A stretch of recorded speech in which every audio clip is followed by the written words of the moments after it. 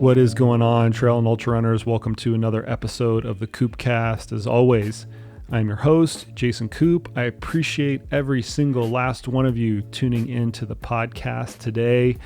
This episode has really been inspired by an aspect of my coaching career that I have found both fascinating and frustrating all at the same time.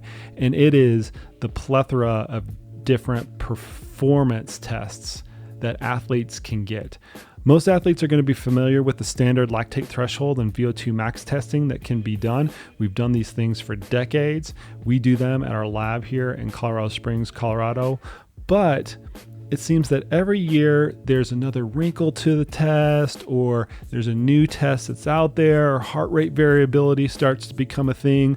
More recently, tracking blood biomarkers through services like Inside Tracker has become more accessible to athletes. And to be quite honest with everybody, it's hard for me as a coach to keep up with all these different types of tests and which ones provide the most value to athletes. And so, to get a little bit of a better fix on this question, I brought on the podcast today Shawn Arent, who is a professor and he's the chair of the Department of Exercise Science at the University of South Carolina, which just happens to be the top-ranked program in the entire country.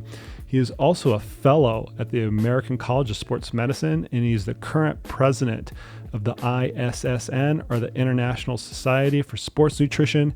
If everybody remembers, a few podcasts ago, I had Nick Tiller on, and we discussed a recent position paper that the ISSN put out on nutrition for training and racing for single-stage ultramarathon events. If you have not had the chance, go ahead and check that podcast out. It was a big one.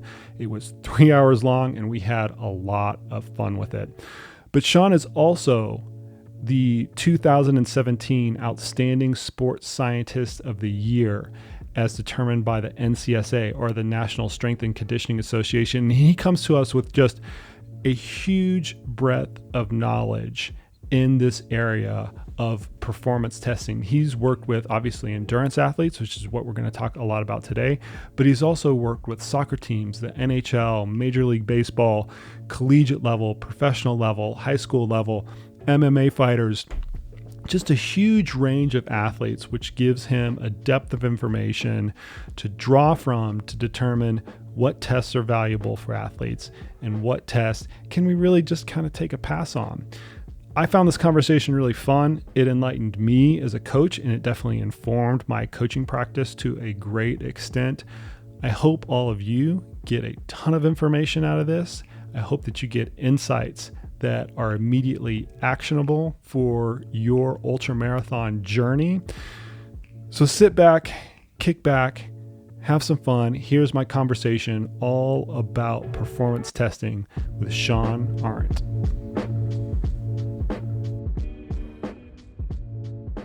I don't need to tell you this, but sometimes in the soccer and any of the cutting sports, a highly developed aerobic system with a lacking musculoskeletal structure or power structure is really deadly mix. I mean, there's a lot of soccer coaches and strength and conditioning specialists in that area that just pull their hair out every preseason because their team comes back and within 3 weeks there's 4 ACL tears.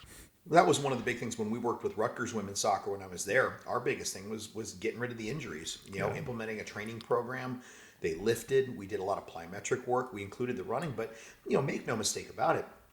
With the amount of VO2 max testing, power testing, body comp testing, these are not elite endurance athletes. Their VO2 max is on the women's side, high end for us, might be mid 50s. 56, 57. So it's not like blow you out of the water, but they also have to be able to jump, right? So what you need somebody that can sprint and recover, sprint and recover, sprint and recover. So, they are aerobically fit, but they're not cyclists. They're not, triathletes. Like the triathletes we test a different story. When you get VO2 maxes in the high 60s, mid 70s, that's not what we're looking at with most of our soccer players. And our women's team was a top 25 team. You're talking about a Final Four contender, all these things. So you're not talking about like a low-end team, and those are the averages we saw.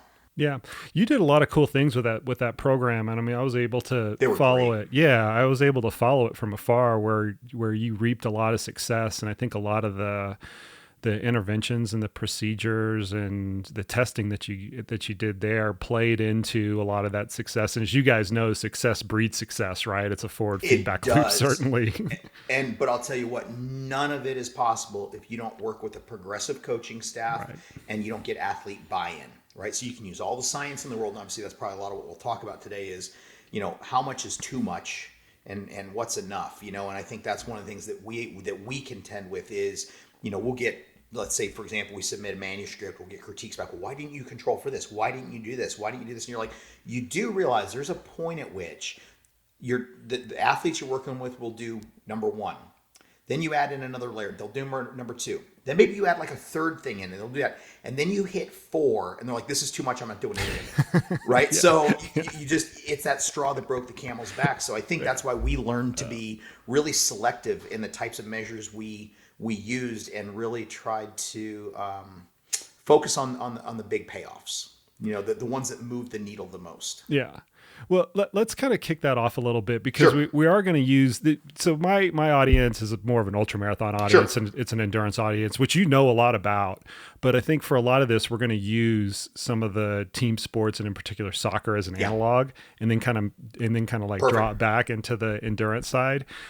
So just to like set the table a little bit, can you paint the picture of what that testing arc had kind of looked like within those sports that you had, that you kind of had domain over, and like where did you Yeah. start, where did you end up, and where was like this sweet spot in the middle that you were just referring to? I think what we did first and foremost was first thing you have to ask yourself is what's currently being done, right? So you got this model where, I'm a big proponent of, as a sports scientist, and I tell this to my grad students, to anybody that works in our lab, you don't walk in and tell a team, here's everything I can do for you. You walk in and you go, what do you need? Right? Like, what are you missing? What do you feel like is your need? Because that's how you tailor it to them. Otherwise, you overwhelm them. So, first season, for example, we picked at the low-hanging fruit. There really was no systematic testing program. The tests that were being used weren't necessarily valid tests, in terms of things that were getting at what you want. There's too much error of measurement and stuff like that.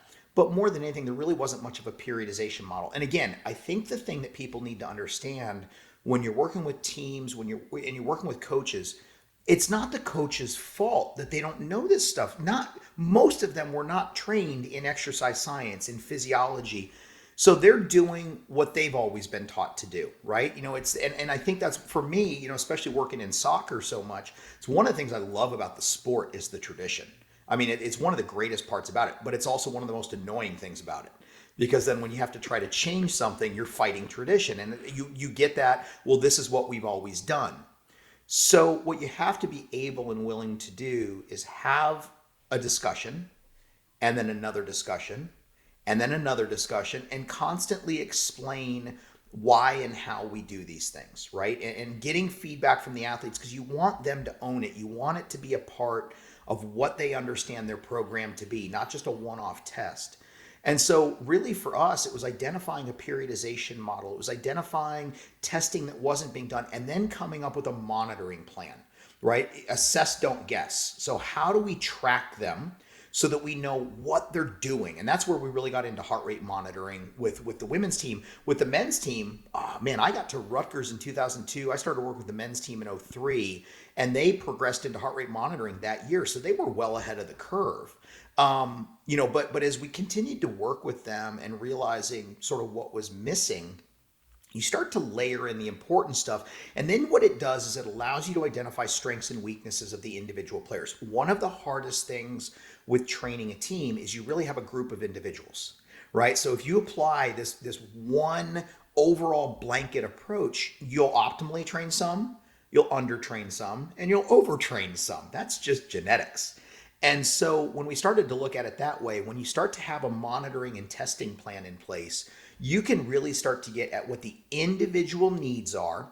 And then what you can almost start to do is put it in buckets, right? So it's not that you have to have a completely different program for every single player, but you start to get some commonalities where it's like, okay, so now these 5 or 6 players we need to do this for. These 8 players we need to do this for, as you start to identify deficiencies and things like that. So when we started to put that into place and implemented a more systematic resistance training program, right? Just, it doesn't have to be a lot, especially in season, but even 1 day a week of good, heavy training was good, because there's often this misconception in season where it's like, oh, you don't train heavy in season because you don't want to get tired.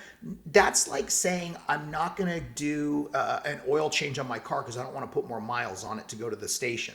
Right? Like, so what it is it's preventive and it's maintenance at that point. And so you're doing plenty of running, you're doing plenty of cutting and stuff like that, but you need to maintain strength and power.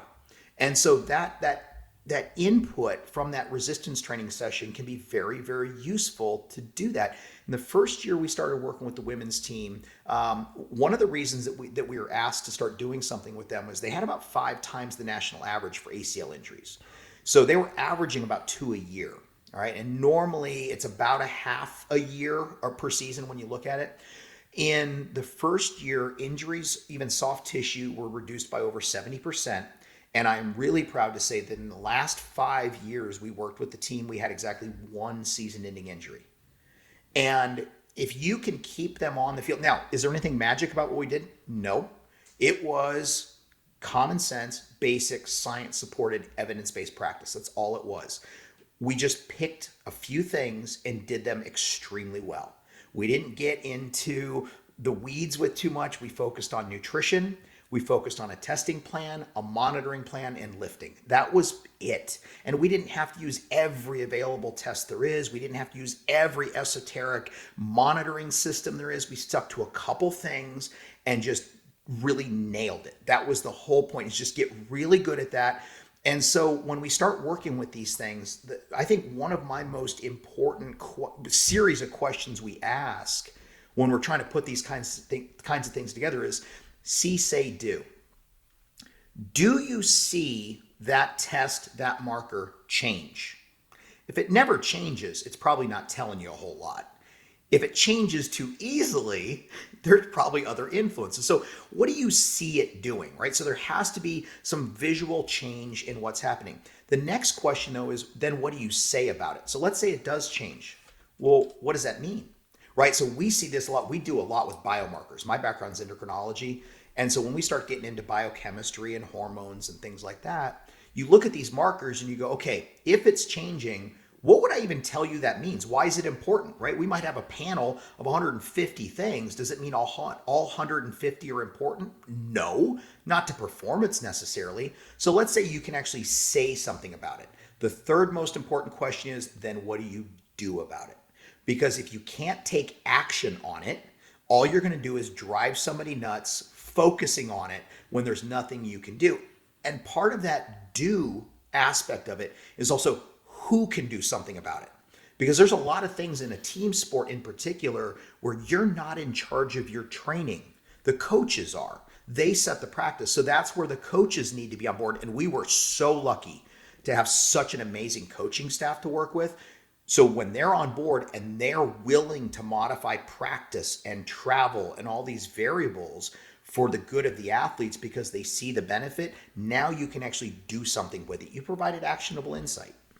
Well, you're speaking my language on the what do you do about it and how complicated these tests can be, because I can't tell you how many times I've had athletes that go out and get blood work. Either they decide to do it on their own or one of their friends, convinces them to do it. And they come back with this 200-point panel of which, maybe 3 or 5 of those things are actually useful in the long run. And that's another big key of it, right? The long run, like you have to do testing at a certain frequency. And we're going to come back to that, because I do want to take advantage of your background specifically in this area to discuss it, because it's becoming a hot topic for endurance athletes, and I also know team sports athletes as well. But let's back up a little bit and go over some of the other monitoring things. You already mentioned the blood draws that you do. What other things are you doing to monitor the athletes? So first thing we start out with, so I'll look at that two ways, because I also consider repeated testing monitoring, right? So, Yep.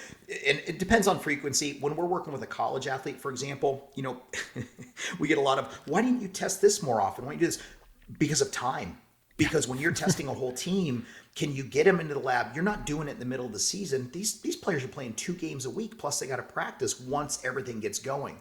So what we did is we came up with a 4-point plan where we would get them right before preseason started, right at the end of the season, which I actually think was one of our most important time points, because it told us why we ended the way we did and really allowed us to assess what was done right during the season and what maybe we could have done better.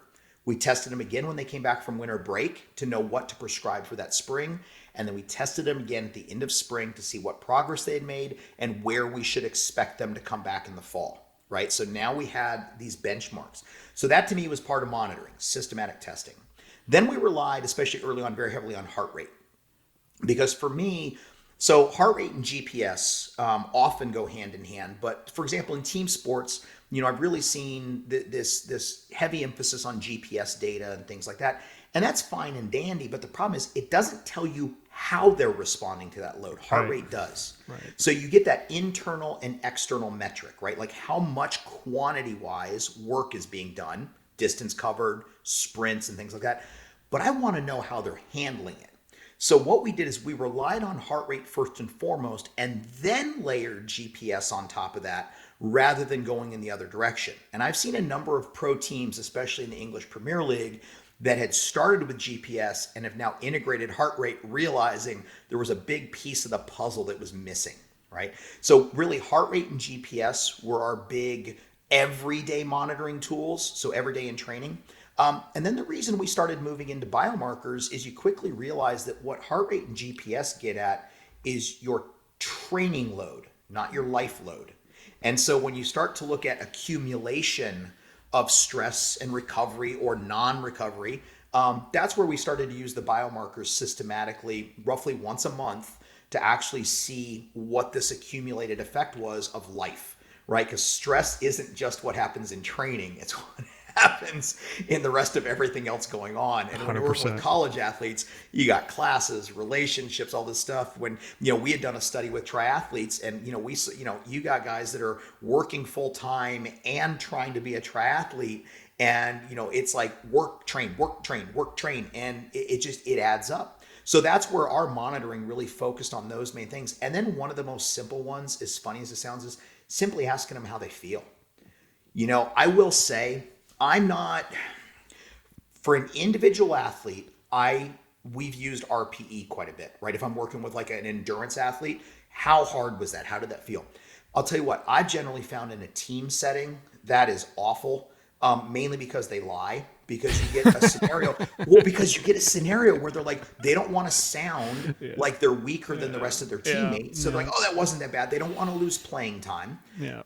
And more than anything, they don't know what you're going to do with that. That's why, one of the things that, kind of our catchphrase was blood don't lie, where, that's not something you can fake per se and tell me, oh, no, my hematocrit's great when it's not, so little things like that.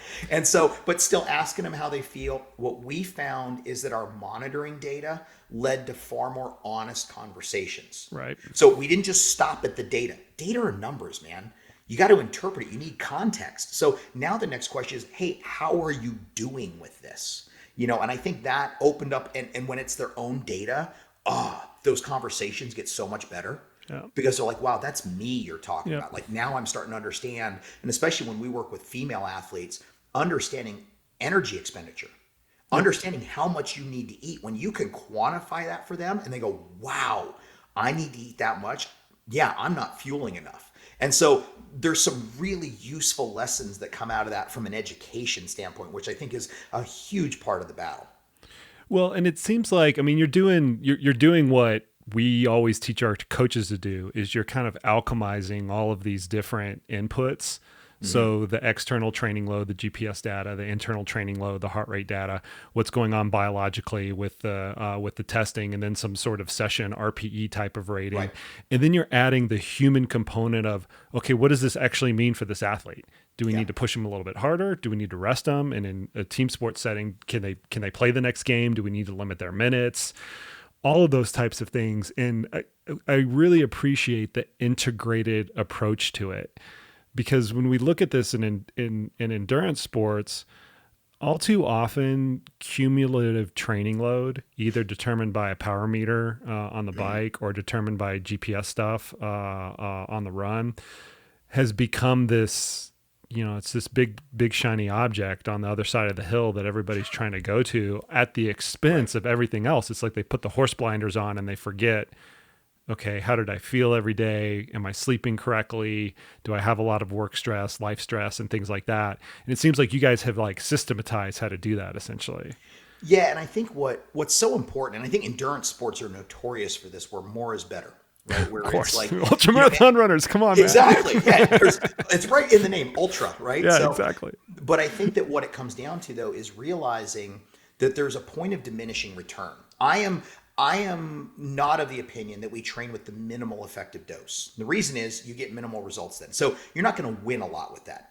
But where I find minimal effective dose to be an important concept is when you also understand maximal tolerable dose. At what point do you see a downturn and a breakdown? Your training zone, depending on what you're gearing up for, when you're trying to peak, what your capabilities are, falls somewhere in that range between minimal effective and maximal tolerable. And the more you can push towards maximal tolerable, the more you're going to push the system. And 1 and 2% at the high ends starts to matter. Yeah. To sort of your average, almost more of a recreational athlete, you don't necessarily need to push that 1-2% if it starts to take away from the rest of your life, right? Where that extra hour on the trails or whatever might not have produced what you thought it produced. Yep. I've seen a trend in team sports in particular, 2 trends. One is I really feel like what people are calling a sports scientist is really what I would call a data analyst. Right. A sports scientist can put context to this and understands the athletes. A data analyst crunches numbers and goes, oh, they're doing too much. Well, based on what? Have you talked to them? Do we know what else is going on with them? So you need to apply context to it. The other thing too is I think sometimes in this whole notion of training load, we've almost gone the opposite direction where we go, ooh, don't train them too hard, back off, right? But there's this you can train hard and train smart. Right. And I'm a big fan of smart training, and that's where the data come in to help guide that. But at the end of the day, you could chase numbers, you can have these targets, you could want to do it. But if you happen to feel like crap that day, that's important information. So it's not just about, and then it's a real get. You go, oh, well, you know what? I didn't sleep well last night. Oh, I got like 5 hours of sleep. I've only eaten once today. I really need, now it starts to tell you where your better performances come in, and that, because there's this tendency, and I know I was this kind of athlete because this was the mentality too, was if you're not performing well, what do? You train more. Yeah. Right. And then you quickly, when you get the knowledge behind it, you start to understand, you're like, that actually might be your first indication you're training too much, rather than more. I got a good story for you. We had, when I was working with the men's team, men's soccer, we had this one player who perennially had come in out of shape in his previous years, comes into his senior season. He was a machine. Like, he had clearly done his off-season work finally. So he goes on a tear to start the season.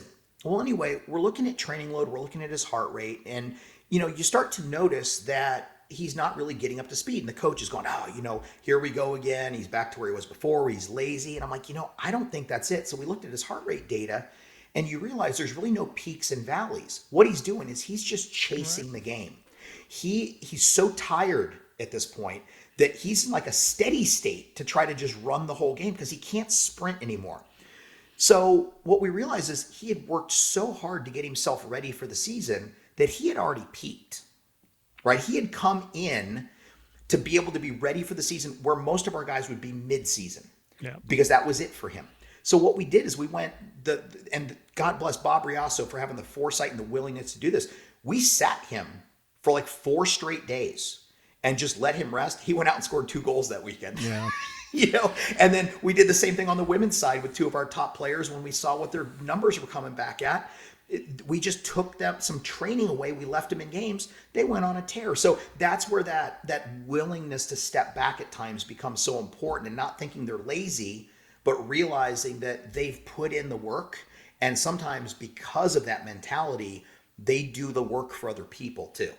And so what happens is you have to be aware of them.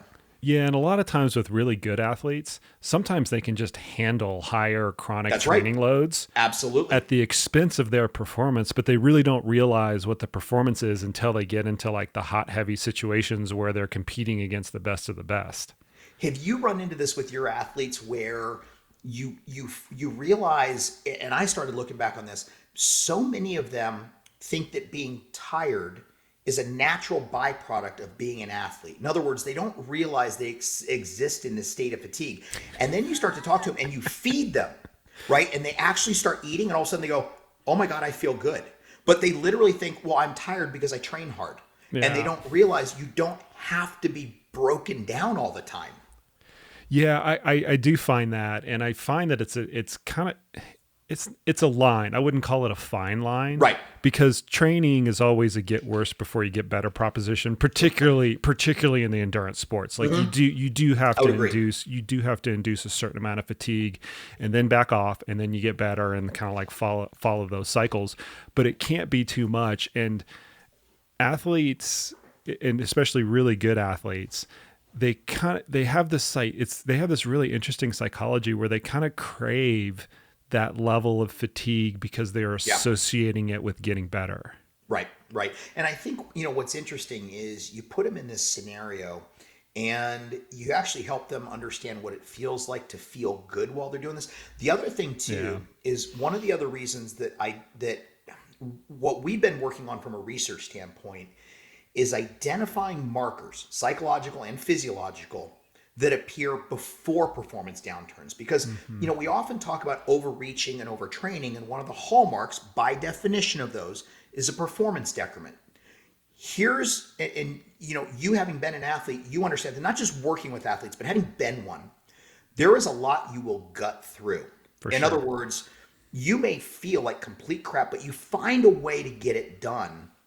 And so one of the things that often shows up first is how they feel about doing the same performance before that performance ever starts to turn down. And if you ever really want to put this one to the test, work with a fighter.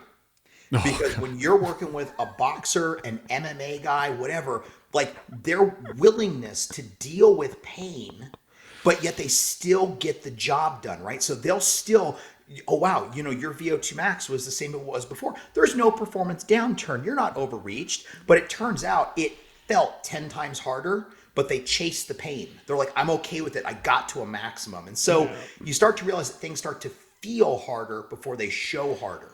And I think that's an important distinction and something that we need to do a better job on the coaching and science side of figuring out how to pick up before we get to the performance decrement. Yeah, so first off, the leading indicator for performance decrement, that's been the holy grail in all sports for the last 30 years, Yep. I mean, we have great trailing indicators, but we have very few good leading indicators to try to predict those things. It's usually more confirmatory than predictive, right? Yeah, it's like, performance deteriorated. Oh, you're overtrained. Versus, hey, can we find this before it happens? That would be wonderful. Thanks. Exactly. It's funny you mentioned the MMA fighters because I have done some third-party consulting with them. Mm-hmm. And the trend that I've noticed in that group, and I'm by no means on the inside of this is just observational, anecdote for what it's worth, is a lot of the really high quality training groups and gyms, they're trying to lean on some of the technology that will provide those leading indicators. And a big one right now is the Omega Wave system, which has been around for years. Mm-hmm. I don't know why it's all of a sudden considered new again, but it in essence, it takes the decision out of the hands of the athlete. Yeah. In that sport, that's kind of needed. I mean, they need that from a medical perspective, right? Like, hey, you need to stop the fight now. Like they rely on the doctors on the side of the ring and stuff like that. Training, they have to do that every day. Yeah. And it's funny you bring up Omega Wave. So here's why we haven't done a lot with HRV. Right? Before we dive into that, let's like, since we brought this up and there's not going to be a lot of listeners that are familiar with Omega Wave, why don't you give a big like spiel on how the whole thing works? So basically what a lot of these technologies. It's not just Omega Wave, but it's a good example. Yeah. You've got Whoop, you've got Polar that uses this, you've got the Aura Ring and stuff like that are relying on what's called heart rate variability. So I got to be honest, we could do an entire show on this on just HRV because it's such a complex topic. But here's what we're going to basically boil it down to. If you look at an EKG output, right? So somebody's electrocardiogram, what you'll see is peaks. Those are the R waves, right? So you've got a P, and then you got the QRS complex, and then the T wave. The R is the big peak. So what we're looking at with heart rate variability is the distance from R to R, right? And so you'll often also see it as R to R interval, right? That's what they're talking about. When your nervous system, the autonomic and nervous system, so sympathetic, parasympathetic, when it's operating sort of optimally, you actually get a lot of variability between those peaks. And the reason that variability is important is it allows the system to handle whatever's thrown at it, right? So now it can change in any direction to handle this stressor. Now, that's a really simplified version of what that variability represents. But in general, when we'll look at these high frequency and low frequency components, so typically, if you look at the high frequency and it's expected to represent sort of autonomic activation, and then when we're looking at the low frequency, what we're finding is separating those out isn't so clean because actually, especially on the low frequency side, it contains some sympathetic and parasympathetic, right? So they kind of compete with each other a little bit there. So it's kind of embedded. It's challenging. But the really dumbed down version of this that I think is the unfortunate part is high variability, good, low variability, bad. So if your variability is low, you're overtrained. If your variability is high, you're ready to train. So here's the catch to that though. Well, there's many catches to this. One, what's high and what's low? Because this is really relative to your state. So in order to actually get an accurate representation of higher and lower variability, we need to have you in a true baseline. So where are you at in your training cycle when you start to use this to establish your normal? Because think about it, if you start to look at this while you're in or going into a bit of an overreach state, because maybe you're getting ready for a race or something like that, are you really getting your baseline at the right time? Debatable. The second part is, how do you standardize it? I've done quite a bit of work with Major League Baseball, and I remember I was talking to a baseball coach one time, an athletic training staff, and they were talking about one of their pitchers who would come in. They were using Omega Wave, and they say, yeah, when he comes in, it's the weirdest thing. Like his HRV is low. We're like, he's not going to be ready today. Then he goes out and he warms up, and all of a sudden it's high again. So we think the warm up is like helping him with this. And so my question was, I said, well, let me ask you this. I go, you test him when he gets to the clubhouse, right? When he gets in, yeah. How far is his drive? I don't know, 20 minutes. I go, longer on days with traffic. Oh yeah, some days there's traffic. Does he drink coffee? We think so. That you don't know what his HRV is. You'd have to get this as soon as he gets out of bed before that stuff's happening. But the other problem too is when we do try to use this to guide that day's training, the problem is HRV changes throughout the day. Now that being said, what I am in favor of is when you track this over time, right? So I think one of the challenges is if an athlete uses HRV day to day to gauge what that day's training is going to be, I personally don't think we have enough evidence for that. I don't think there's enough guidance for how much harder or easier that training session needs to be. But also realize one of the reasons HRV is used is because it's a sensitive measure. That's also one of its downfalls. Yep. It's so sensitive to other things that a meal can change it, right? Just a slight shift in sleep and stuff. So what I prefer is as you see it change over the course of days and maybe a week or more, and you see a consistent trend, there's a good warning sign that we need to look at what's going on, and it should lead to more questions. But I personally don't think by itself it can tell you enough about that training. I've worked with athletes, and I've done this myself, where my HRV might suggest, oh, today should not be a hard training session. That'd be a bad idea. And we have one of the best workouts, right? Yeah. And then vice versa, depending on what else is going on. So Omega Wave basically gets at that. I think the challenge with some of the HRV data, and I've seen it presented, is in many cases, you remember kind of how we were just talking about the performance and whether it's confirmatory or predictive. A lot of times with HRV, you'll get these data I saw some data presented from one of the national teams in a different country, basketball, and they were talking about how they traveled to England for this tournament. HRV was low. They didn't perform as well. In a tournament where they performed well, HRV was higher. And you go, okay, how much of that was travel? And oh, by the way, what do you do about it? Right. So now, are you going to just not play your team because HRV was low that day? That's where I think we get into the weeds with it. Yeah. To me, it's a tool in the toolbox. It is not the tool, but it is a tool. But I think you need to understand what you're trying to do with it. Well, anytime you're boiling down something as complicated as performance or recovery in this HRV to one metric, you're going to go afoul. You can't, and the Omega Wave systems, and Whoop does this to a certain extent. They try to like alchemize a few different variables together to come up with a score. And that's better than using a single metric. But at the same time, it's just, there's bigger context. There's always a human context to it. And I think that the athletes that need to be told, hey, you need to back off, sometimes the numbers can be an excuse to that. Yes. And the coach can point to that and say, hey, listen, you're telling me you're tired. Your last 3 workouts were crap. And something from some heart rate variability monitor is also telling us that you're not good to go. You need to chill out today. Sometimes that accumulation of information becomes meaningful. Right. But in and of it by itself, I just bang my head against the table that like rule their hard workouts or easy workouts by that one single metric. And the one thing I don't like, and that I honestly never use, but so here's the thing. I understand the intuitive appeal of boiling stuff down to like a readiness score. I totally understand that concept. Here's the problem. Your whole day matters, 24 hours, right? And so some of these systems, like I think Whoop does this, they mostly base what they consider your recovery on your sleep, right? And what your HRV is in relation to that. Well, here's the problem. When I was working with baseball, Whoop, it was in MLB. And look, don't get me wrong. I think there are some values to their product. I don't mean to bash it completely by any stretch of the imagination. But I think we have to be careful what the conclusion is, because what we're finding, and I was flying back and forth to Phoenix for spring training. So I was wearing one because I needed to know what the athletes were doing, right? And I quickly realized that if I took a red eye, and I slept the whole 5-hour flight from Phoenix to New Jersey when I was living there at the time, it registered no sleep because I was sitting upright. Yeah, right. And so my recovery index was awful. Well, then the problem is when you're working with players who spend a lot of time on a plane or a bus, and they are getting this metric given out to them the next day, it can mess with their heads. Yeah. And then the other fun one is, oh, by the way, you got to remember to recharge it.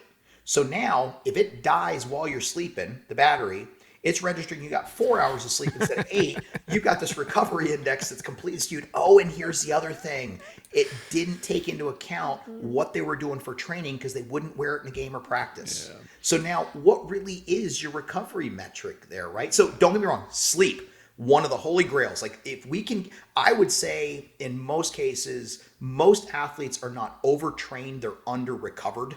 Right. And I think that if we focus on sleep and nutrition and things like that, we would solve a lot of problems. Those are the big movers. Shawn, when you get in the details with HRV and stuff like that, it's like it's a part of the picture. Please don't make that your whole picture. Yeah, Shawn, I've had, I think now 3 previous podcasts where this whole overtraining versus under recovered thing has come out. So it's all like, I don't know whether it's confirmation bias or what, but it's the same message time and time again. I'll add 2 pieces to that, and then we're gonna switch topics a bit. Yeah. First off, as you're aware, you've already pointed out a few anecdotal cases. There are even more in sports like cross country skiing, where they've blinded the athletes to their heart rate variability scores, and they go out and win like world championship medals. Right. And they should have been resting that day. I mean, there's a lot that goes into it, but I think that the take home message is for everybody out there that's using any of the heart rate variability type tools, and there's several of them out there. Yep. Oh, there are. Yeah. You have to use it in concert with other things in order to determine training outcomes. And in context. Yep. Right. So you can't lose the context of it. And you just need to understand that while you want it to be simple, it's not. And so the more you can do to standardize it, the better it's going to be. Look, your data conclusions are only as good as the data themselves. So garbage in, garbage out. Yeah. And so if you're not doing a good job of collecting the data and being systematic and coherent about it, I don't know what conclusions you're making. So again, yes, you can include it as part of the bigger picture. But again, if it's the only outlier and everything else is going well, you kind of have to question what the data are. And, and I don't want us, especially in a sport like ultra endurance, I would argue when you start to look at, don't get me wrong, there is such a massive physiological gift that goes with being able to do those kinds of things. But I would also argue that mental toughness and resiliency is probably one of the biggest single predictors of ultra endurance success, because you need to be willing to suffer and handle for that long. It's a very unique sport in that sense. And I'm lucky. So my wife, she was a former IFBB fitness pro, and now she's done 30 or more marathon distance or longer. But even talking to her about going from like physique athlete to endurance stuff, the miles and what you're doing for like a 50 miler and stuff like that, like that is mentally demanding. Like it's its own world when it comes to that. And I don't want to take the psychological aspect out of that at the sake of just a bunch of numbers. Well, and sometimes the training is intentionally, like we're doing psychological training today. Absolutely. Like screw the whatever data we're getting from it or whatever my recovery score is the day before or whatever. Maybe not screw it, but let's like minimize the context that it provides.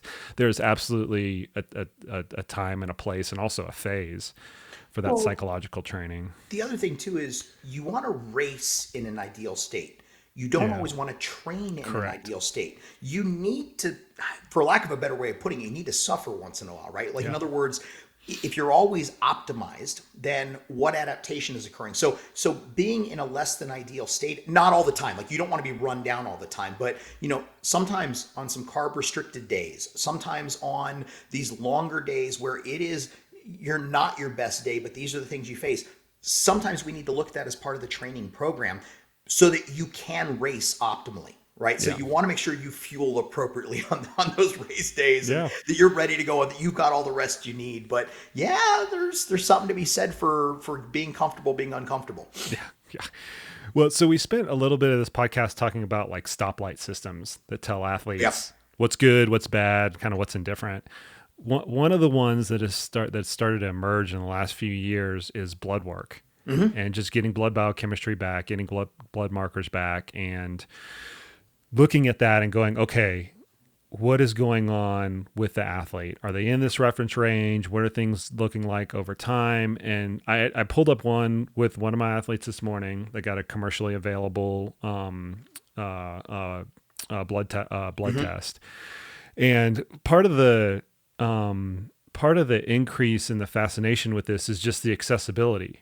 Right. You could always go and get a CBC with an iron profile with your doctor, but the fact that they can take that and kind of and the commercial companies can kind of skin it, so to speak, and put nice graphics on it and make it appealing to the eye and try to make sense out of it has definitely increased athletes' interest in it. But when I look at it, and I have not looked at nearly as many of these as you have, but I've looked at a lot. I always have to go back to my little purple blood testing manual, which I'm sure you've got in your office somewhere. It's a little spiral bound, 2 inches thick, and it's like a little 4x4 manual, and flip through it and go, okay, like, what is this telling me again? And I'm looking at this with one of my athletes this morning, and there are 75 markers on it. Yeah. And I just have to take a big deep breath, because the athlete has all these green and yellow and red dots by each one of the markers, of which now you have to go through and going through your earlier system of tests say do, right? We have to do something or not with all of these. I want to know what are like the heavy hitters for you in this context? So let me address one thing real quick, which is norms, right? Because we talk about, are they in ranges? Yep. We don't necessarily know what that is for an athlete, right? Because normal doesn't apply. And so now, that being said, within ranges is something very useful as a metric to start to get you need to start somewhere, right? But this is often where I think we go a little bit awry with blood work, especially if you're using it for monitoring, is it needs to be frequent enough that you can detect changes and do something about it, but not so frequent that you just get a bunch of noise and it's invasive. So this is where I think ideally like every 3 to 5 weeks can be very useful when I'm working with an athlete to figure, that out. But what we also have to realize is change is important. So it's not just and I can give you an example of this. Especially working with female athletes, we would start to see some iron values drop, right, in preseason. This is very concerning. And so we'd get feedback from some sports medicine professionals where they'd be like, but it's in normal range. Right. Okay. It was a 72% drop though, but it's in normal range. Mind you, it's like 2 points above the low end of normal. All of a sudden, 1 week, it goes below normal. So 3-point difference rather than say a 30 or 40 point difference. And all of a sudden they go, oh, we need to do something about this. Right. So I think normal ranges can be a bit misleading. The other thing too is one of the values in a normal range, if I'm working with an athlete, it's funny, a lot of athletes get their blood work back and let's say everything's like green, right? Like, oh, you're in range. And they go, oh, this didn't tell me anything. No, it actually told you that everything's operating well. And to tell you the truth, you can probably push some yellow in some cases. In other words, maybe you could actually handle a little bit more because of how your system's running. So what are my big movers in that context? One, I love nutritional markers because it's an objective way to get at what's really kind of going on internally with the athlete in terms of fueling and vitamins and minerals. So for example, vitamin D, omega-3, omega-6 ratios, magnesium, iron. Obviously, that's a big one for us, especially with female athletes and even some of the male athletes, but certainly the female athletes. So those are things that we've learned to rely fairly heavily on because those can actually give you an immediate action, right? Because if you're low in omega-3, if you're low in vitamin D, these are things that you can immediately go, here's something that we need to fix, and here's how we would do it. Supplementation, diet, whatever it is. Then, from an endurance athlete standpoint, we definitely look at hemoglobin, hematocrit, iron, and all of your other markers that go with that, ferritin and stuff. And so we don't look at them in isolation per se, right. But certainly that's something we pay attention to because of oxygen carrying capacity. So it's not irrelevant in the slightest. Yeah. And especially when you start to see drops in some of those, it's a flag. Our stress hormones, especially cortisol, and we look at both free and total. I actually think that we're finding some stuff right now that would suggest that free cortisol may be the more sensitive measure of where we're getting a bit of overload and really how you're responding to stress. Because keep in mind, especially with things like that, the system doesn't fully differentiate between physical and psychological stress. So if you got a whole bunch of life stuff going on too, that'll show up and it's a good indicator for what the system's doing. Testosterone, estradiol in females, as well as progesterone. You have to have context of whether they're on an oral contraceptive or any hormonal contraceptive for that matter in that case. Growth hormone and IGF-1. IL-6 we've used quite a bit looking at inflammation. It's really, IL-6 is kind of cool because IL-6 as a cytokine can be both pro and anti-inflammatory, but it actually plays a really big role in glucose metabolism. And so in heavy training periods, an elevation in IL-6 may not be a bad thing, but it is giving you a sense for what the system is enduring from an inflammatory cascade standpoint. And then on top of that, I just had one I was thinking of that I'm totally blanking on right now.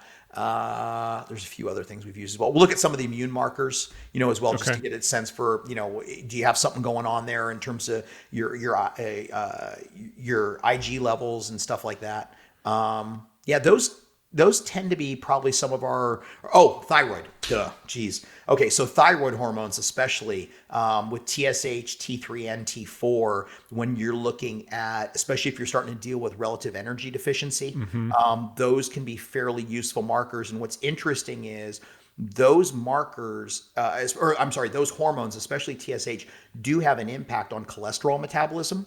So what will often happen is we may see an athlete show up with high cholesterol that you're shocked at because you're like, well, you're so healthy. You run like 30 miles a week. You do all this stuff. Oh my God, why is your cholesterol so high?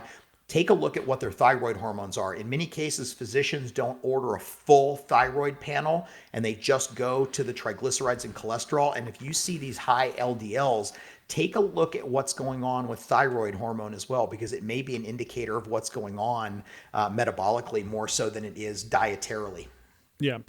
And I'm glad you went over all of those because I want the listeners to appreciate how hard the interpretation can be. Yes, it's not simple. No, it's not. And I, you get a lot of markers, and some of them are useful, and some of them are less useful, and things like that. So this is part of getting a panel.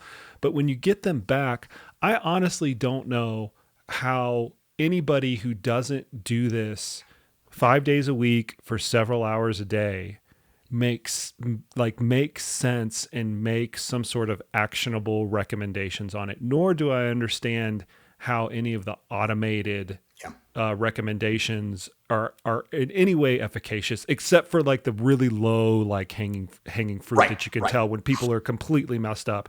So like, what is your take on this? Like, you see these things and you can give an example or kind of like broadly paint your framework. How do you apply the interpretation part of it?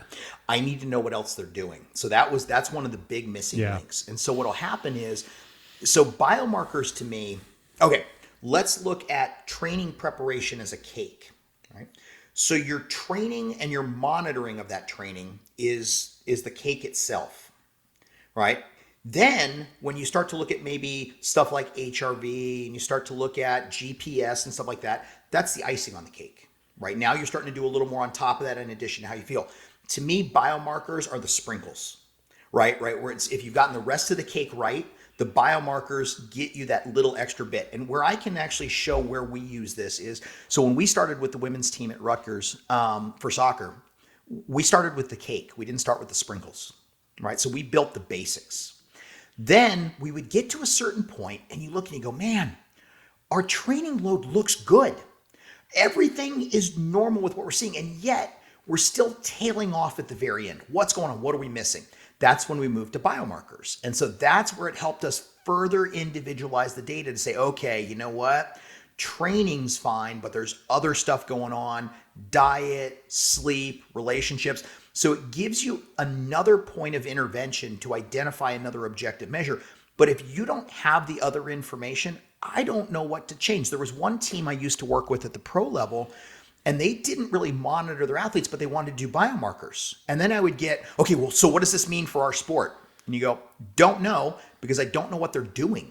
Like, you can't tell me I can't tell you how to change your training or game preparation or anything, because I don't know what they're doing. And so it's a useful tool as long as you keep it for what it is, which is that additional layer of information. Don't get me wrong. I think biomarkers can be super useful for maintenance of health, for tweaking performance, and for doing these things. But like you said, you have to know what you're doing with it too. And for it to have any actionable value, you have to know what to change. And that's why I started off with the nutritional markers, because those by themselves can tell me something to change, right? If your vitamin D is low, if your magnesium is low, if your iron is low, I can now look specifically at how to change that. But if my cortisol is high and my IL-6 is high, and let's say testosterone is low, then somebody goes, what do I do about that? The next question is, I don't know, what are you doing now? Like, I need to know where you're at now and how you're feeling and what's going on, because otherwise, can we change these hormones? Yes.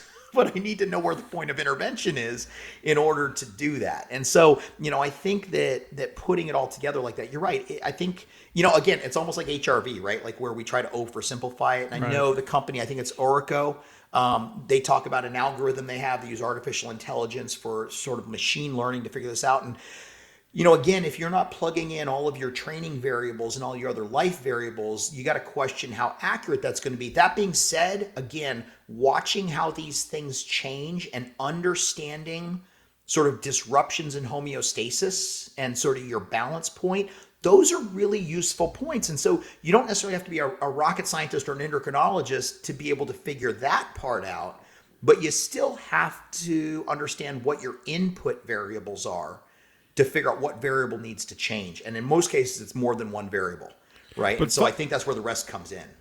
But fundamentally, you're looking at it. Right? I mean, you're looking at the blood panel and you're saying, okay, here's what's going on. Not letting some algorithm or stoplight-based system drive the action. I think that's what I'm trying to get at. It's a human-driven outcome, not an algorithmic driven outcome. At this point, I would absolutely agree with where we're at technologically. Yes, that is 100% true, because the other thing too is, you have to be really careful if you get sort of an outlier marker where it's high or low, and what if everything else is normal? And so then you go, Right. does it matter? Is this your normal? And that's where we go back to what I said earlier with got to know when you're testing baseline, right? So if you really want to know if you have system disruption, you need to know what system normal is too for you, not just normal ranges, but where are you at your best? Because then you can base everything off that. And when you're working with an athlete, I'll be the first one to tell you, I don't know when that is, because they're constantly in something. So do you get them coming off a break? Well, I don't know. Is that when they're really at their best? Do you get them when they're peaking for a championship? I don't know. Physiologically, is that necessarily when they're at their best, or have they pushed the limits? So you don't get them right after a race for a baseline, So I think it comes to a point where when you have a stability in your training, that's probably about your best benchmark for where your quote unquote normal is.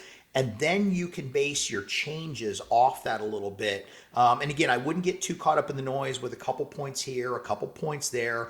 Look for swings in this. And look for things that might indicate, especially with thyroid, for example, maybe thyroid and cortisol are giving you an indication you need more fuel. Maybe you're under fueled in this. If you start to see a lot of inflammation and markers like that, you might go, ooh, hey, am I getting sick? How am I feeling? Am I doing too much work? What can I do to further my recovery? And if you see shifts in some of your anabolic hormones, especially more chronically, then that's something to pay attention to, because it might suggest an under recovery component that, some rest and recuperation might go a long way towards helping you.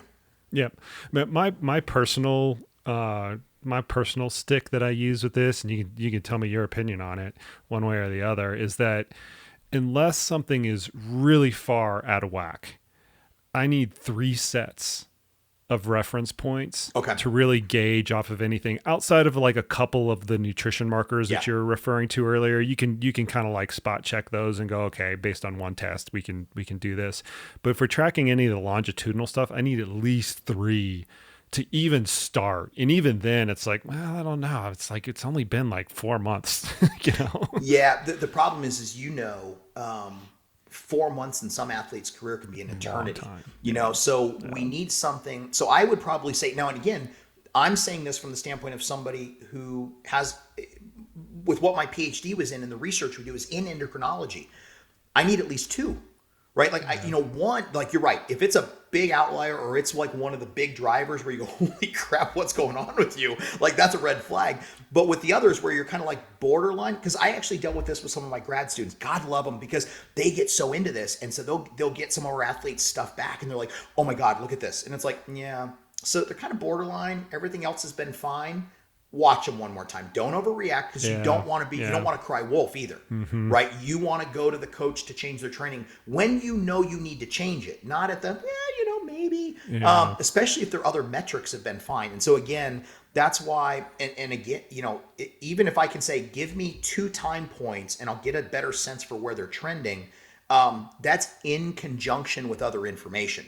So it's still not just based on the biomarkers. That's with their training load, their performance, how they're feeling, all that stuff. And so, and again, where we found the biomarker piece to be so useful more than anything is opening dialogue with the athlete.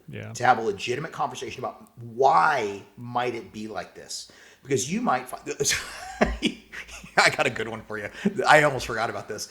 So we had one of our athletes we were working with.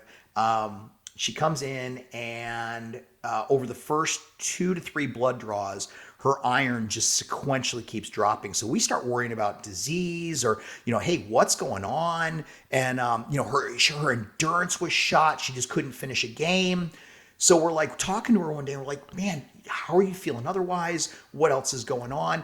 And in passing, she happens to go, well, I don't know. I really thought, going vegan before the preseason would help me be lighter and faster. And we went, oh my God, wait, tell me about this. And so she hadn't really looked into it. She didn't understand what might happen to iron. And the reason we tagged this too was because her omega-3 was dropping a bit. So but again, it opened that dialogue, because what people need to understand is it's not that athletes are stupid. That's not it at all. It's that sometimes they don't think to tell you certain things. Like Yeah. to them, it's sort of a passing whatever. And to you as a coach or a scientist, it's the holy grail where you went, oh my God, you just gave me the piece of information that I didn't have that makes all of this make sense. And so, but again, it opened up that door of conversation. And that to me is one of the best parts. And I think for you as a coach, for anybody listening, being able to have that dialogue about what these results mean and why they change and what you can do about it and what it means for you, you really start to get at the core of what we need to be doing for the athlete and understanding that health and performance are not mutually exclusive. You can do both. And I think when you start to realize that, because if you can stay healthy, you're going to get more miles in too, and you're going to do a whole lot better. Yep. The instruction that I give my athletes whenever they have the commercial blood tests, and Inside Tracker has been a popular one the last few years, is go and do it. Let's plan out the frequency that we're going to do it once every 6 weeks or whatever it is. When you get the results back, call me first and don't look at the red light, yellow light, green light stuff until you call me. Because instantly, as you know, athletes will look at it and go, oh, well, I need to make this yellow thing green because yellow's not as good as green. And I need to make this red thing yellow and then I'll make it green. What I love, well, I think one of the reasons I love researching athletes, working with athletes, is they're so competitive. Yeah. Right. Oh, and totally. so funny story. Totally. So what we started to find with a couple teams is that sleep trackers actually started to do the opposite for them, because what would happen is they would get competitive with each other in terms of who was getting more sleep. And then if they couldn't fall asleep right away, it would stress them out because they were going to lose who got better sleep. And so they would compare their scores, and it created more psychological distress, not less. It was the craziest thing. And I think that's when I see people, that in research for sure, that don't understand the mentality of an athlete and don't understand, for example, I'm really proud of some of the research we do in a real world setting in season with teams. And then when you get some reviewer that comes back and says, why didn't you control for this? Or why not have an intervention group? And you go, you do realize that you can't do that, because if you've never worked with a team or an athlete before, if anything changes for the negative for them, it's probably your fault in their mind, because that's the one thing they added. So your whole study goes right out the window if all of a sudden they go, I don't want to do this anymore because it's messing with me. So there's limitations on what you can manipulate, especially for how long. And I would also say, especially for things that you do, the research that people like me can do in an actual real world competitive setting gives you far more information than something that's contrived in a lab on a regular basis, because you actually integrate the role of competition and training into this too. So there's a value in both. Don't get me wrong, because we need the mechanisms in the lab. We need to understand that. But there's a lot of stuff you can do in a more ecologically valid setting that gives us a little more information into what actually happens with an athlete in that situation. Yeah. And I mean, speaking to some of the points that we were mentioning earlier, I've always viewed that with any of these monitoring components, you get a twofold value. You get the social value of opening up the dialogue with the athlete, and then you also get the whatever technical value that you're getting out of it, whether it's a physiological variable or biomarker or whatever it is. Sometimes one outweighs the other, but you're always getting both, and you can't overly leverage one or the other. No, I agree. And that even comes even as we get outside the biomarkers, but even performance testing, right? If we get into VO2 max, ventilatory threshold, lactate threshold, maximal lactate, steady state, body comp, it's useful for tracking, but it's also useful for programming so that you have them going at an intensity that they can sustain, understanding when they're able to push those levels and where the payoff is coming from. But again, it's all about having that conversation, because it's not just about chasing numbers. It's about what those numbers mean in the context of the productivity of your training and recovery. Yeah. It's so funny. I have this like love-hate relationship with doing LTVO2 testing. So we have a commercial lab here in our office here. And so we see very, very good athletes, very high-end athletes, world-class athletes, but we also see a lot of, weekend warriors and things like that. And because it's in a commercial setting, we have to blend like the efficacious value and the entertainment value into one product. But the athletes, they don't care, right? They don't care about the entertainment value. They want to know, like, what does it mean for their training, and are they going to win because of some information that's gleaned from the actual test? But in a commercial setting, you have to, not that you would disregard the like meaty, here's what we're going to do for your training perspective. You have to have some component of the entertainment value. And the most hilarious piece of it is part of our output that we give our athletes, which it kind of racks and stacks them in terms of what their VO2 max is compared to all of the other sports. Softball, soccer, triathlon, which is it's completely irrelevant from a training perspective, but you have to have it in there because it satiates the athlete's curiosity in some way, shape, or form. It gives them an anchor point. Like they understand what the ranges are. Because we find this, it's interesting working with athletes too, body composition testing, and how so many of them have such a misperception of what a body fat actually looks and sort of feels like. In other words, they think that, we'll have female athletes, they might come back at like say 20% body fat, which by all standards, health-wise, performance-wise is great. And they're like, oh my God, that sounds so high. And it's like, no, that's actually like really good. And then the other end of it is when they get these numbers back and they go, so that means what? So for me to get to like what, 17%, I'd have to lose like what, like probably 12 pounds. And you do the calculations, you're like 4 pounds of fat. And they're like, oh, so it's the education that goes along with that and giving them an anchor point so that they have a frame of reference, I guess, as much as anything else. And helping them understand that that's not the be all end all. And like when we work with, especially like power endurance athletes, one of the two main reasons we include body composition, the big one is tracking muscle mass. Because if they're losing muscle mass over the season, we worry because we go, what are we not doing to maintain that, right? How much breakdown is occurring that we're not recovering from? So muscle mass is actually our big driver. The second one too is within sort of a more optimal range of body comp. When we start to get to the higher levels, what we're more worried about when they start approaching the higher end of what might be ideal for them would be injury risk, just because now you're carrying extra weight that maybe you don't need to. And again, within reason. So we're not talking like, oh man, you're at like 23% body fat. That's not going to work. But like if you have a power endurance athlete that's pushing like 30 or 34% body fat, we do worry about that because of the added weight that's coming down in a movement. And again, this is not to hold people to like physique competitor standards. That's not what we're talking about. We're simply trying to gauge progress and use it as part of the overall fitness profile. It is not the be all end all. We don't want to create eating disorders, but I find it very useful to have a legitimate conversation and focus on muscle because it really helps them understand how important that is for function. I want to talk a little bit about how you execute that training because there's absolutely a huge performance context to trying to get that right with an endurance athlete. Whether cyclist or a runner or even an ultra runner.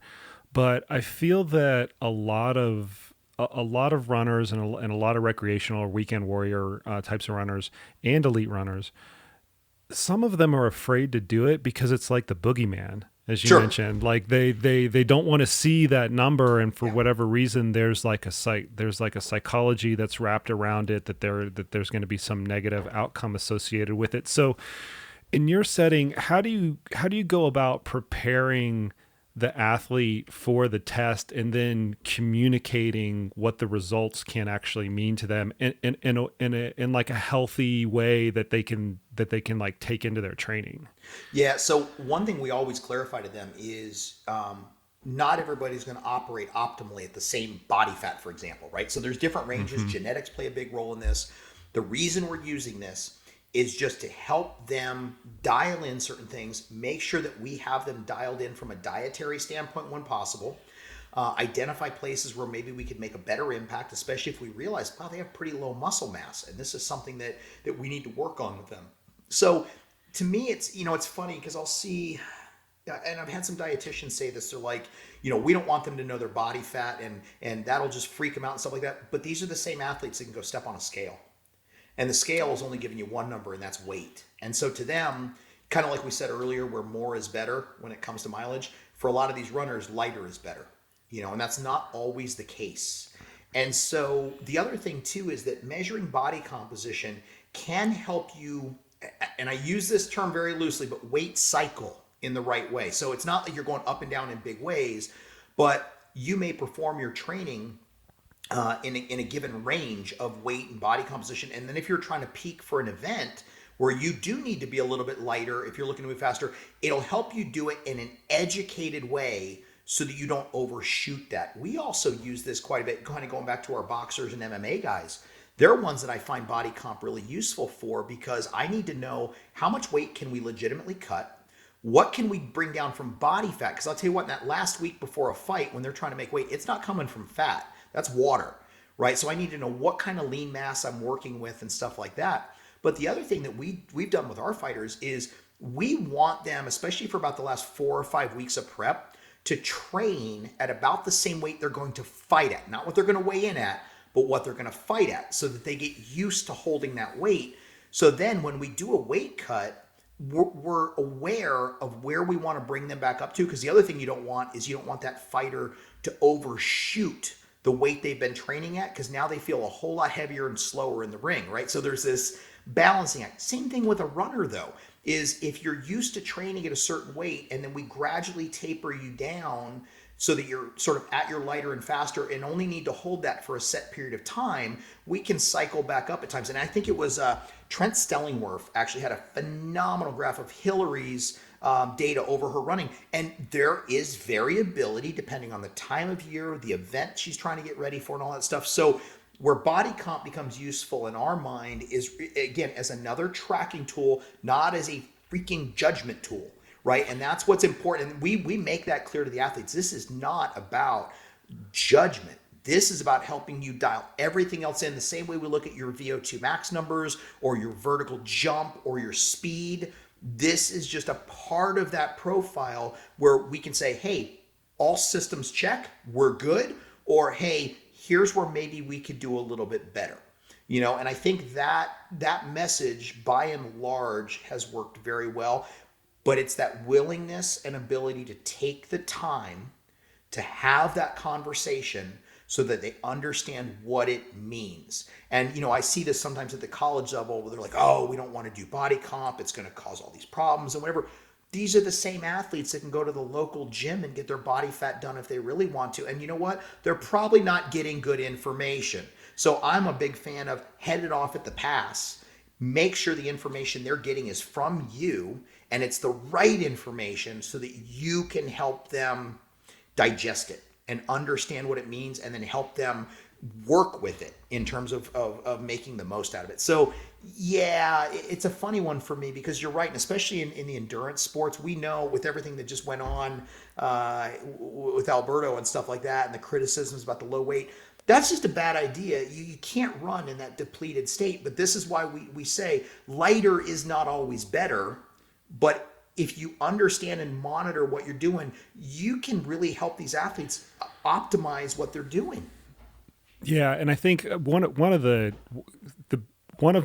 kind of pieces of collateral damage with a lot of these horrific stories with female athletes and the over focus on their body weight, which, make no mistake about it, they're horrific, and it's terrible, and it's, quite frankly, as a coach, it's lazy coaching. Sure. When I look at that, I'm just like, really? Like, that's the tool you're going to use? Like, come on, you got to be better than that.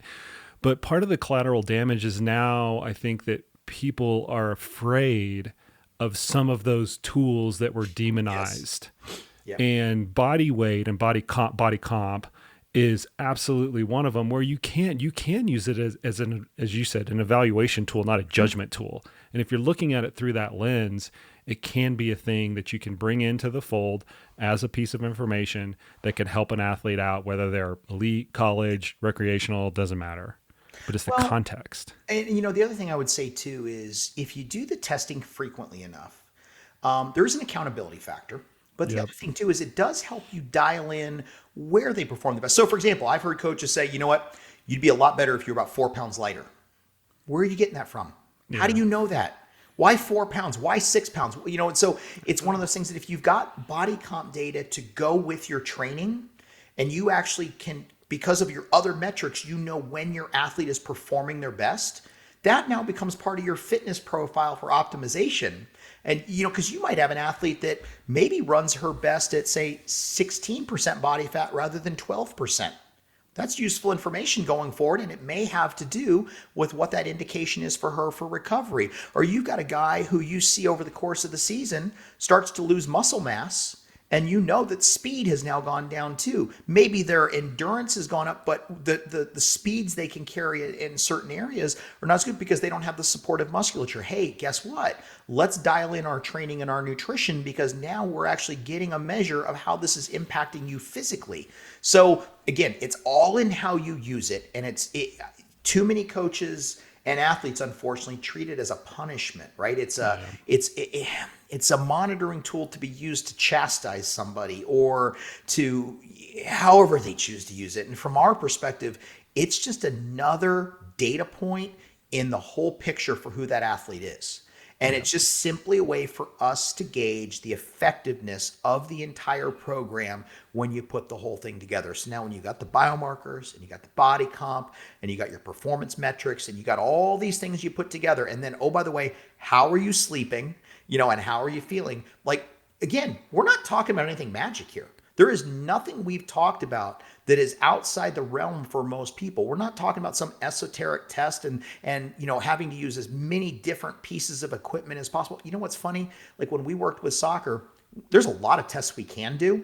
We basically boiled it down because of time constraints to body composition, vertical jump, VO2 max, because we can get VT from there. Mm-hmm. And then on another day, we do bench, deadlifts, and squats, and we'd run a 40. Basic metrics. We could have gotten into lactate threshold testing. We could have gotten into maximal lactate steady state. We could have done Wingate testing, all this stuff. We don't have the time for that. So what we did is we picked the ones that would be the most monitorable over time and then implemented tracking throughout the season in order to give us an idea of what we were doing. It wasn't really that complex. We didn't do anything magic. And I'll tell you what, if you really want to look like a good sports scientist or a good coach, work with great athletes. There's a lot you can do with them that they will make you look really good, because physically and physiologically, they're just better.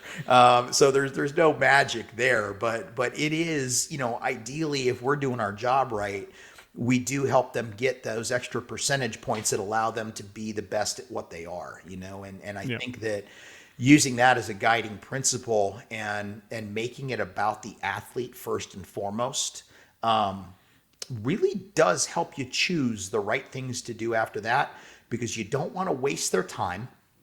You don't want to treat them like a lab rat, but you want it to work for them. And that's why buy-in is so important, and you've got to be careful not to ask too many things to the point where they're like, they're good, I'm not doing any of it. Right. And that's going to be different for different people, but it is an important lesson as you're trying to make the right choices. Well, that athlete first philosophy is something that should be carried through everything, because you're absolutely right. You're going to choose the right test. You're going to have the right context behind them. And at the end of the day, they're the one that's performing the activity, right? They're running, they're playing the match, they're playing the game. Like, they're the ones that are actually out on the pitch doing something about it. As coaches, we just kind of sit on the sideline and let them do their things. Yeah. And I think that ideally, if you've done your job as a coach, really your best day is the day of competition, because you should be able to let them do their thing. Right? Oh, yeah. With the endurance athletes you work with, when they get out on the trails or they get out on the road, that's that enjoyment day where you're going to look at it and be like, because in your mind that they put in the work too. So this is their opportunity to really let it go and do this. And so even from a psychological standpoint, that's something that we work with the athletes on is, look, if you train hard, if you do your work, if you pay attention to the little details, the competition part's the easy part. That's the fun part, because now you've done what you need to do. And if it doesn't play out your way that day, it's not because you didn't do the work. It just wasn't your day, and I know as an athlete, I can live with that. It sucks. I hate to freaking lose, but I will tell you what, I can live with the fact that I know I did what I could do. Where it bothers me is if there was anything left in the tank. And if we do our job right with monitoring and testing and communicating, then what we're doing is we're giving the athlete an ability to have a little bigger tank. Yeah. Right. So there's a little more to drain it when you really need it. Well, and I love your comment that you made earlier that all of these things have to work together in order to create better athletes. And if there is any summary from all of this, like a lot of people listen to podcasts and they want like the one actionable thing that they can take home and do tomorrow, like the one magic workout, the key, the secret, or whatever it is. If there's anything that they're going to take away from this, is that you have to look at all of these things in concert and together with each other and with the right context. There is no secret. So, and what's funny is, and I would encourage most people, start simple and then grow. You don't have to do all these things together at one time. So if I had to pick like my low-hanging fruit, besides the training aspect, right? Like you got to train. Right. You got to train. Right. You got to train. Get tested, especially performance testing, so that you have an understanding of what your capabilities are, and start with heart rate monitors. Then you can add in the GPS. And once you get really good at systematic testing to gauge your progress, monitoring your training so that you're training in zones that are conducive to moving your fitness forward, then you can layer in the biomarkers. If you want to start with biomarkers, start with the nutritional stuff, because that'll at least tell you something you can do right away. Then you can layer in the rest. After that, you can start to get as crazy as you want with it. But if you just start with those fundamental ideas, you'd probably be amazed at how much it can do for you. But here's the thing too, at the end of the day, this might be the funniest statement we're going to make in this whole thing. There are days, and maybe through a lot of your training, where you ignore all of that and you just go train. And you don't have to be looking at your heart rate monitor every second of every ride or every run. What you do is you use it to calibrate. You use it to know what it feels like to be at a given threshold, to be in a particular zone. Then check it occasionally to recalibrate, because I'll tell you what, one of the best parts about being an ultra endurance runner, being a soccer player, is being outside, right? It's that environment around you too. Don't miss that, right? Don't worry so much about the numbers that you forget to enjoy the process, because those numbers will be there for you to download after. And then you can go, okay, now, I was suffering right there. Now I see why. But within certain runs, you might have those days where maybe it feels harder or not. That's when you might check your watch, your heart rate, your GPS, and feel, hey, how am I going today? You know what? Maybe I do need to back off a little bit, and it helps you pick up on some of these things. So again, use this as a calibration or a systematic check. Don't use it as a second-to-second Bible for I have to be running this way, I have to be riding this way. Like, use it as part of the plan, but don't forget to feel your training too, because that way when I ask you, hey, how did it feel today? You can actually tell me, and then we can compare that to the data. Yep, that's right. Data and information should guide the plan, not dictate it. Yep. 100%. All right, man, we're going to leave it there. That was a brilliant place to leave it, Shawn. I appreciate all of your insight into it. Maybe we'll do another epic 4-hour podcast all on blood biomarkers. Man, I love what you guys do, and I love the ultra endurance world, because it is. We just had the position stand come out with ISSN not long ago on the nutritional demands, and great group of co-authors to work with on that. But it's an untapped area, and I will say it's funny to me being around. I think what was eye-opening for me is sort of having been around other areas of sport and competition, and I'd worked with pro cycling for a while and stuff. But runners are great, because runners tend to be like this happy group. Like, I remember it was funny. My wife was working one of the booths for Boston Marathon, because she was a sponsored athlete there. So she was doing some stuff. So I was up with her, and everybody's walking around that expo like happy.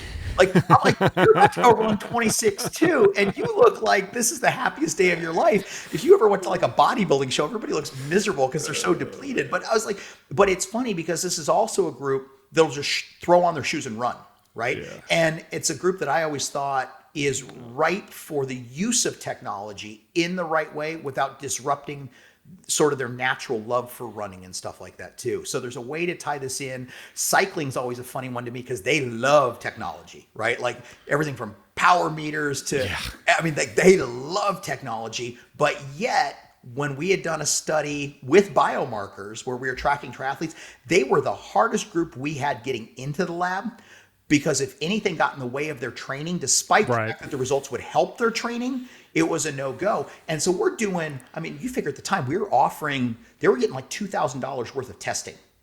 Scheduling them was almost impossible. It was like, well, I'm supposed to train that day. And it's like, yeah, but with the stuff we're doing, it would guide your training. But so there's this mentality there that gets really challenging. And I think we need to find that balance point in there somewhere. For 100%. Don't get me started on triathletes. I coached a lot of triathletes over the course of my career. And I love them to death. But it is a different animal.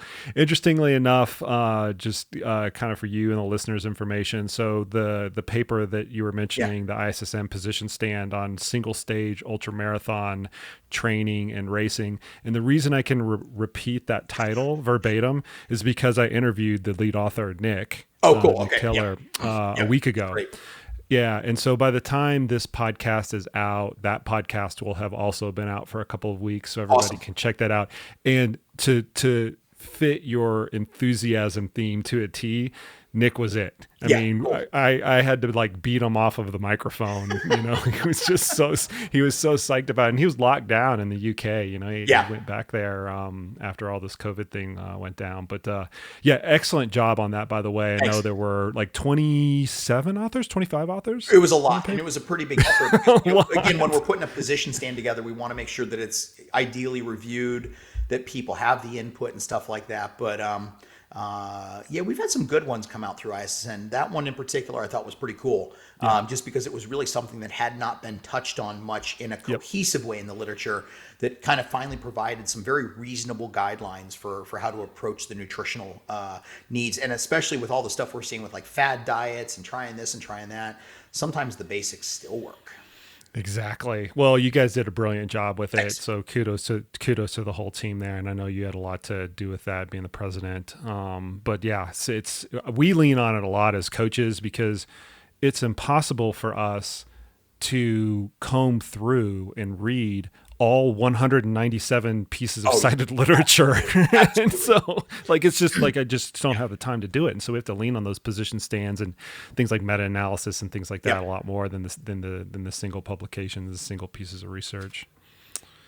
Well, Jason, all right, man. It's been awesome. Thanks for having me on. Yeah, this was fun. Thank you. Yeah, thanks, man. As a quick wrap up, where can people find you, either at the University of South Carolina or on social media? Yeah, so I'm the department chair and professor in exercise science at the University of South Carolina. So you can email me there. Look up our department. We're very proud to boast the nation's top PhD program in exercise science, one of the top 10 in the world. But then also on social media, Twitter, Instagram, Facebook, at Shawn Arent, ShawnArent. Especially happy to engage on Twitter.